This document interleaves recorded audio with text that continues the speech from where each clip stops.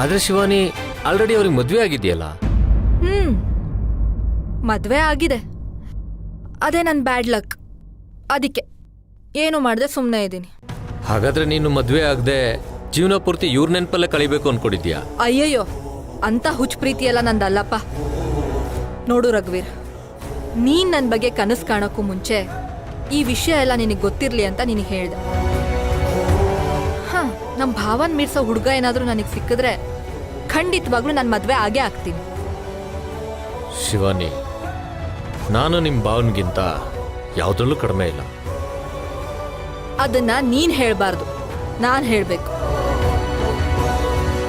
ನೋಡು ರಘುವೀರ್, ನೀನ್ ಯಾವ್ದಾದ್ರೂ ಒಂದು ವಿಷಯದಲ್ಲಾದ್ರೂ ಸೂರ್ಯನ್ಗಿಂತ ಒಂದ್ ಕೈ ಮೇಲೆ ಅಂತ ನಿರೂಪಿಸಿದ್ರೆ ಅವಾಗ ಬೇಕಿದ್ರೆ ನಿನ್ ಬಗ್ಗೆ ನಾನು ಯೋಚನೆ ಮಾಡ್ಬೋದು. ಅಲ್ಲಿವರೆಗೂ